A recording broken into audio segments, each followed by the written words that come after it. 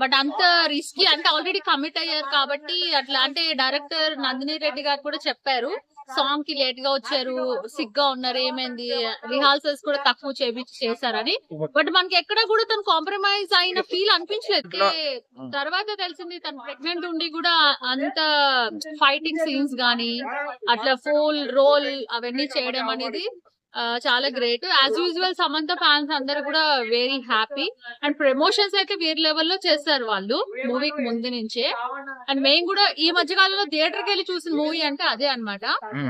Like చాలా మంచిగా అనిపించింది, చాలా బాగుంది.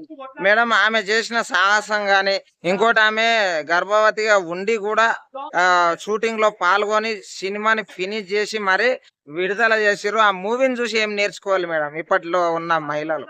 అంటే అంటే లైక్ మామూలుగా ప్రెగ్నెంట్ వాళ్ళంటే చాలా జాగ్రత్తగా చూసుకుంటారు ఫ్యామిలీ మెంబర్స్ గానీ వాళ్ళు గానీ.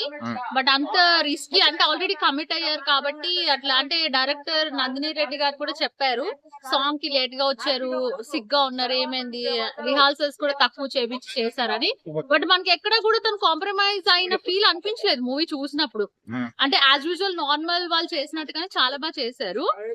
దాన్ని చూసి అంటే అందరూ కూడా అంటే అంకిత భావం అంటారు కదా, అంటే లైక్ వర్క్ పైన ఉన్న ప్యాషన్ మాత్రమే అలా చేయగలుగుతుంది. ఓకే మేడం, ఇప్పుడు సమంత గారు ఫస్ట్ మూవీ మీరు ఏం చూసిరు సమంత గారిది? సమంత ఫస్ట్ మూవీ అంటే అది నాగ చైతన్య గారితో వచ్చింది కదా, ఆ మూవీ. ఆల్మోస్ట్ అన్ని మూవీస్ చూసాను. మీకు బాగా నచ్చిన సమంత గారి మూవీ ఏంటండి? బేబీ, ఓ బేబీ. బేబీ బేబీ మూవీలో ఆమె ఎక్కడ ఉండండి?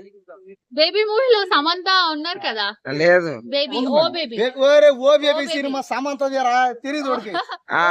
సరే నువ్వు కలిసి చెప్పు, నువ్వు కలిసి ఇప్పటి రోజుల్లో అమ్మాయిలు ఎలా ఉంటే బాగుంటది? ఇంకొకటి ఏంటంటే చాలా మంది పెళ్లిళ్ళు చేసుకొని భర్తలను చంపే వాళ్ళకి ఏం చెప్తారు? ఇంకా చంపాలి అంటే ఇప్పుడు అండి నచ్చకపోతే వదిలేయొచ్చు. ఈవెన్ అబ్బాయి అయినా అమ్మాయి అయినా మ్యాన్ హ్యాండిలింగ్ చేయడం, చిత్రహింసలు పెట్టడం ఇవన్నీ అసలు అవసరం లేని మ్యాటర్. ఎందుకంటే ఈ రోజుల్లో ప్రతి ఒక్కరి దగ్గర ఫోన్ ఉంది, ప్రతి ఒక్కరు చాలా ఫ్యాషనేట్ గా ఉంటున్నారు, అందరూ చదువుకున్నారు, అందరూ కూడా చాలా అంటే మూఢనమ్మకాలు కాకుండా